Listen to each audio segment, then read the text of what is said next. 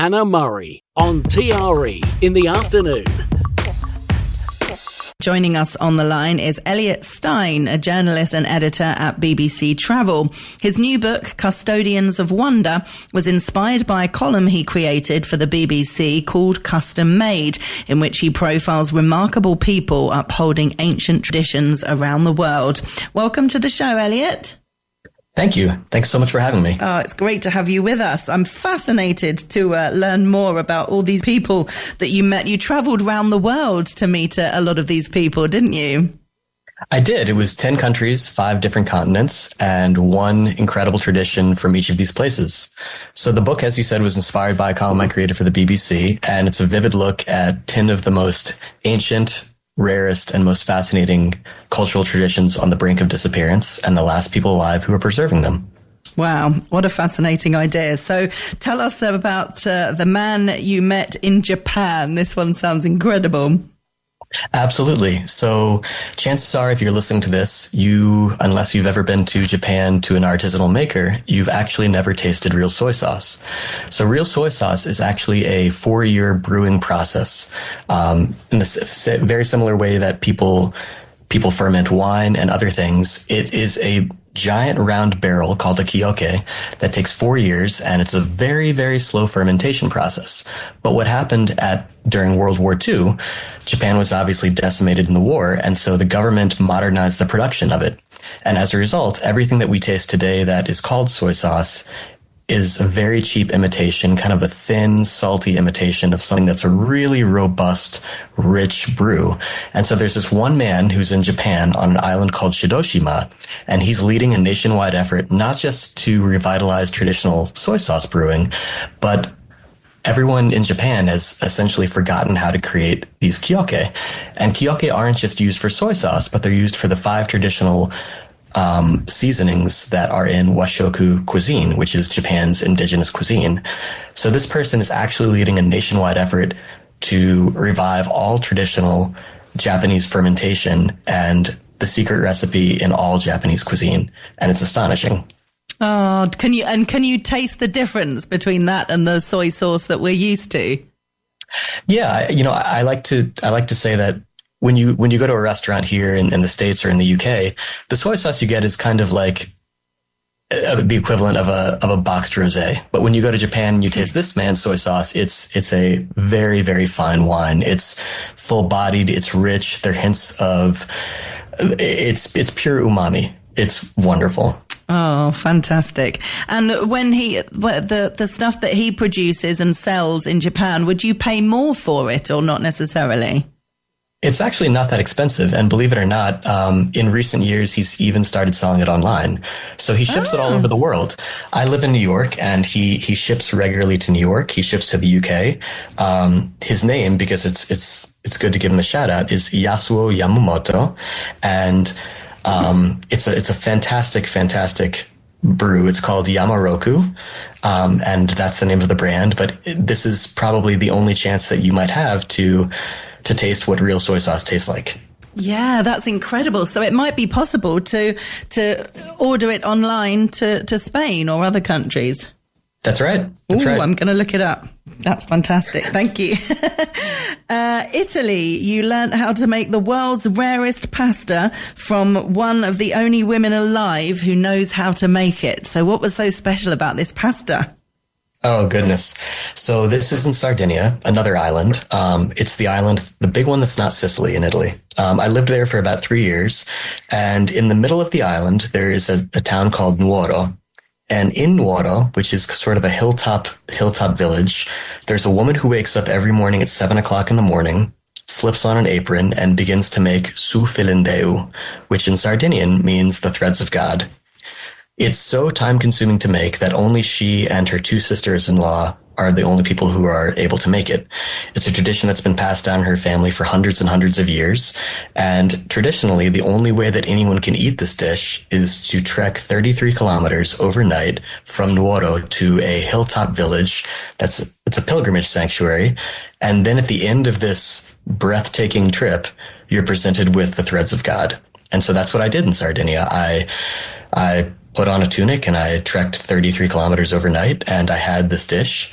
and it's one of the most astonishing dishes I've ever had. The threads are so thin that they sort of slip off the spoon, but it's more of a stew because you put a ton of pecorino cheese in it. And most people don't know that 80% of pecorino cheese in Italy is actually made in Sardinia. So this is essentially the taste of Sardinia in a bowl. It's rich, it's flavorful, it's impossibly thin, it's gorgeous, and it's something that I would trek for again. Wow, how special. So what was the flavor other than cheese, or was that the main flavor from it? Yeah, so it's a mutton broth soup. You put tons of vegetables in it. It's more of a hearty stew or even a meal than a dish. It's very, very rich. It's astonishingly fine. And when you're able to get the pecorino and the threads of God on the same spoonful, it balances itself in a really, really nice way. Cool. So I'm assuming this isn't something you can buy online. You have to go there and trek through the night. This is not something you can buy online, no. Amazing. What about Scandinavia's last night watchman? Sure.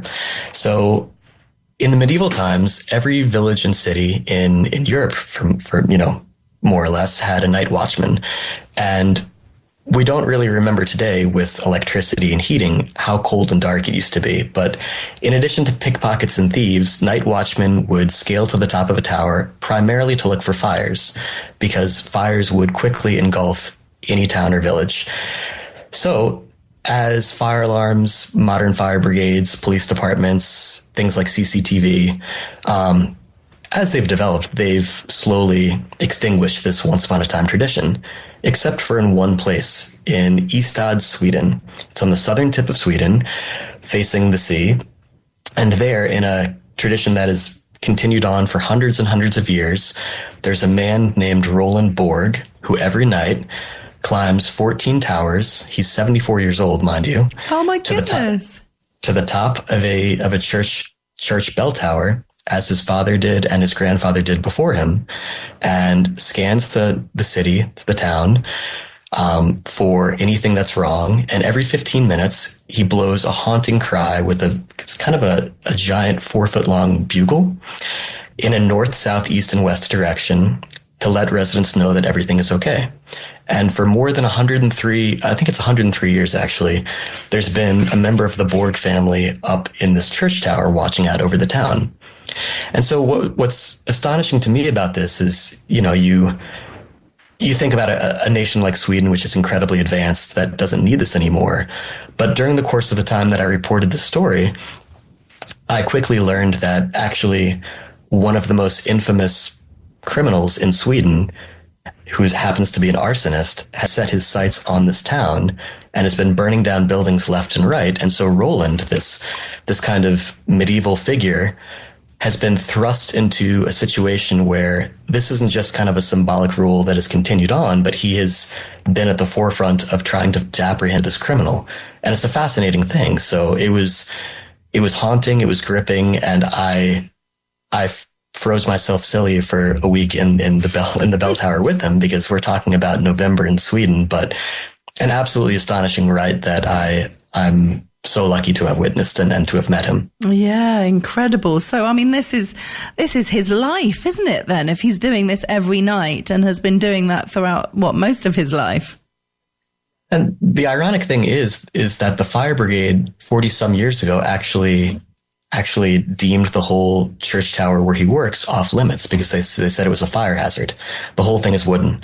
So for 40 some years, no one has actually been allowed up in this church tower with him. I got a rare exception. I think when he found out that I wanted to come and profile him, the city made a very rare exception to let me up there. But I got the sense that he viewed his time in the watchtower coming to an end. And so this was maybe his last chance to tell about his life's work and that of his father and his grandfather. He, as many custodians in this book, have sort of a lifelong dream that his son will carry on, or that, this custodian's child will carry on after him. But, for so many reasons, including just that a lot of these customs, it's hard to make a living doing it. Children are having a very hard time carrying on their tradition, and in many cases have gravitated towards something more lucrative. So there's no real successor to this tradition. And the interesting thing is that the city is really at a loss as to what to do once he can't make it up the 14 stories up to the bell tower anymore.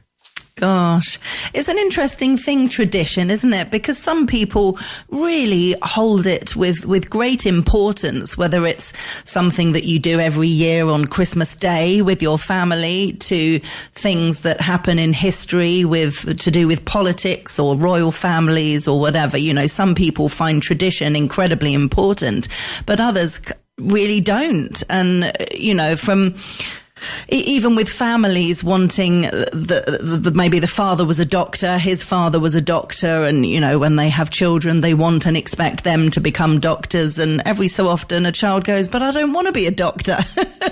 And they decide they want to be a dancer or something completely random, and the parents freak out. But the child goes, well, no, I understand tradition, but it's not what I want to do. And it's fascinating because there's no right or wrong. It's just how different people view things.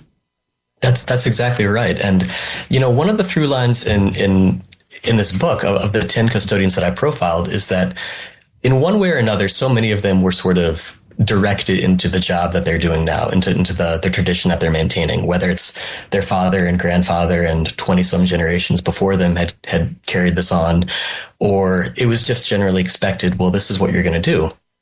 But so many of these people that I had the opportunity to meet, there's a sense of peace and calm with them that, you know, the things that once were maybe won't be anymore. And that if my son, my daughter doesn't want to carry this forward, who am I in this day and age to say that's not okay? So it was very interesting to me that, you know, when I would ask these folks how they would feel if this once upon a time tradition that they've dedicated their life to would vanish, they sort of said, well, you know, this isn't something I can control. If the situation is such that there's no theater in Taiwan that's going to employ someone to hand paint film posters anymore, or if my son in Peru no longer wants to weave a bridge out of grass that dates back to the Inca Empire because they wanted to go be a musician in the nearest town, that's their choice. And I found something peaceful and rather beautiful about that as a father myself, that, you know, you set your kids up with a certain knowledge, but ultimately their life is their own. Yeah. Oh, absolutely. And the people who have carried on these traditions presumably are doing it because they really want to. They feel like it's an honor, and they, you know, believe the importance of tradition. I can't imagine many of these people are doing it and hating every moment, wishing that they had a different career. Yeah, not at all. It's really smart you say that, because I've noticed so often that there's a really blurred line between custodian and custom. And in so many of these traditions, it's their identity, but also their personality seeps through into it. And getting back to the soy sauce tradition, Yasuo, the custodian, he told me something that was actually echoed by a woman who is a soy sauce sommelier. She's one of three women in all of Japan who has this job. It's kind of like a wine sommelier, but she goes around to every soy sauce manufacturer and tastes their soy sauce. And they both told me that over time, the person brewing the soy sauce in these giant barrels, the flavor of the soy sauce gets imbued with the personality of the brewer. And Yasuo told me that the way that he brews the soy sauce, which follows the exact same methods as his father and grandfather and 5 generations before him, it tastes slightly different based on his personality and those of his forefathers.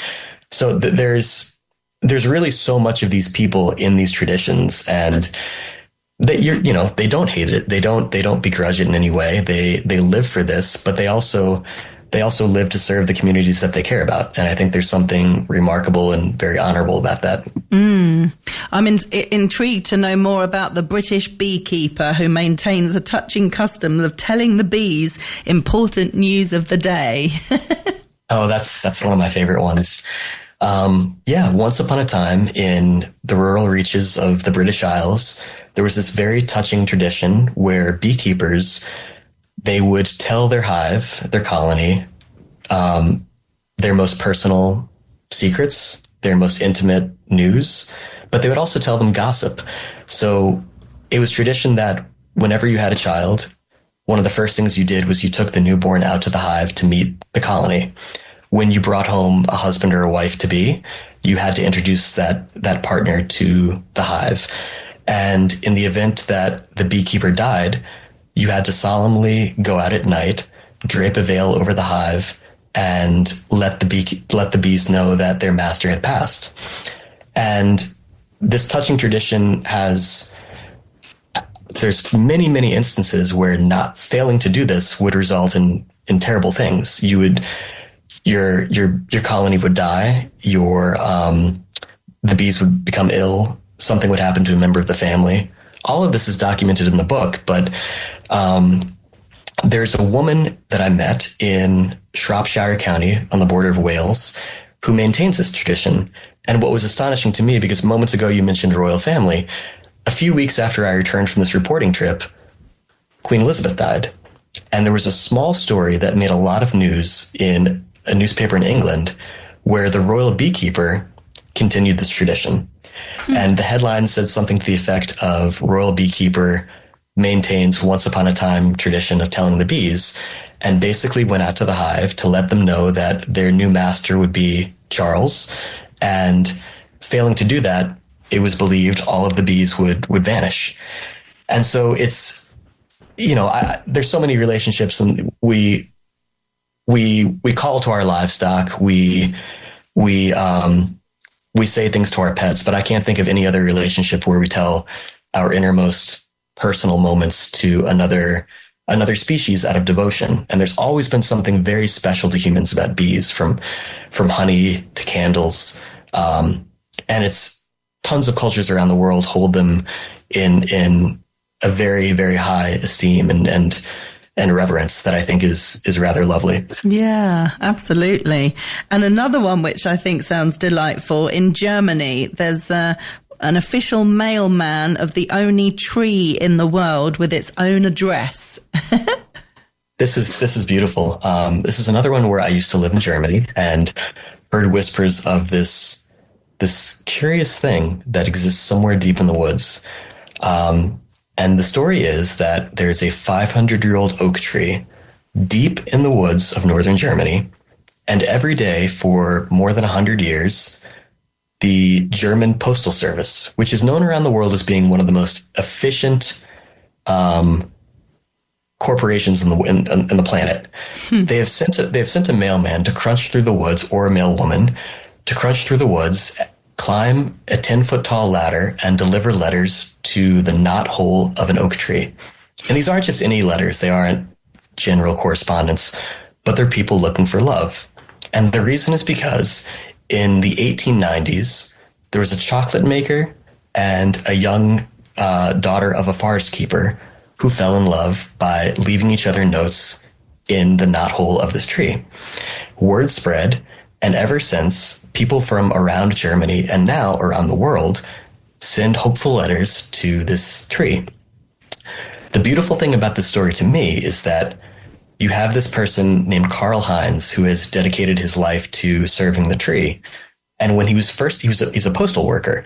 And when he was first assigned this route to the tree, he was a grumpy divorcee who had sort of sworn off marriage. And over the course of his time serving the tree, he himself found love through this tree, and has since his life has been bound to the tree as much as anything else. And, Germans have long had a very, very fascinating relationship with the forest. So many of the fairy tales that we know and love from Germany take place in the forest. And I just found this to be sort of a modern life fairy tale that happens to be set in Germany, but it's astounding to me. Yeah, that's really beautiful. And one more, if I can ask you about Cuba's last official cigar factory. You mean there's only one? No, so it's not the cigar factory itself, but Cuba has this fascinating tradition. Everyone, when you think of Cuba, you think of beautiful old cars and salsa music and cigars. But one of the most hidden secret parts of the cigar making process is that still to this day, in a few factories in Havana and in Cuba, they have something called lectores, which means readers. And it's a simple tradition, but back hundreds of years ago, when Cuba was under colonial rule from Spain, and many people in Cuba were not allowed to read and educate themselves, Cubans had an idea of having someone read to them as they every day rolled their cigars. So, we're talking about a very manual process where for 8 hours a day, you're sitting at a desk, painstakingly rolling these world-class cigars.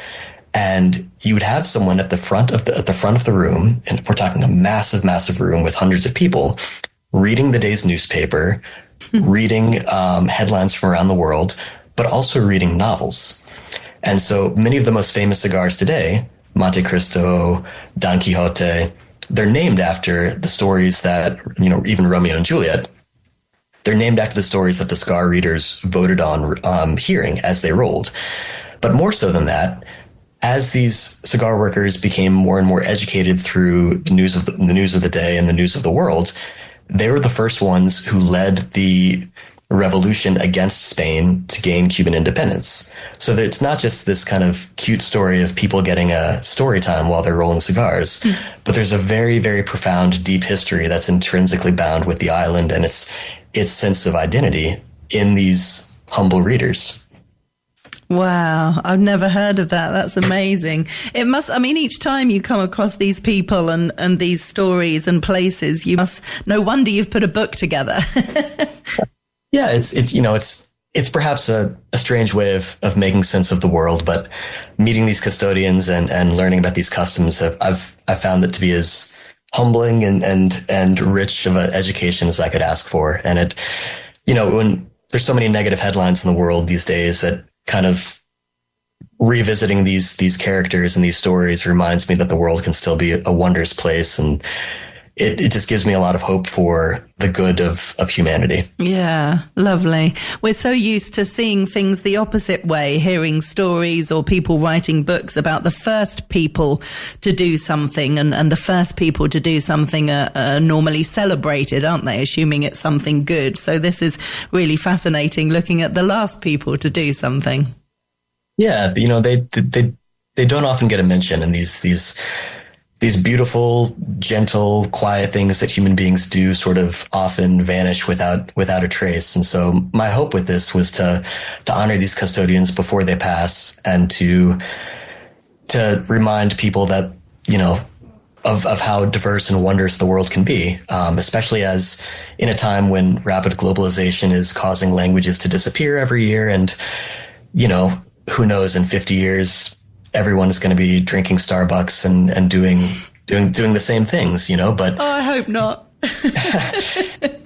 these traditions, these beliefs, they're really a reflection of what a certain group believes. And I find that beautiful and worthy of attention. Yeah, definitely. Well, it's been great to have you with us on the show. Thank you to Eliot Stein. And if people want to get a copy of your book, it would make a delightful Christmas present. It's called Custodians of Wonder: Ancient Customs, Profound Traditions, and the Last People Keeping Them Alive. It's available on our website, TRE.radio, in the bookshop section there. Eliot, thank you so much for joining us today. Thank you so much for having me.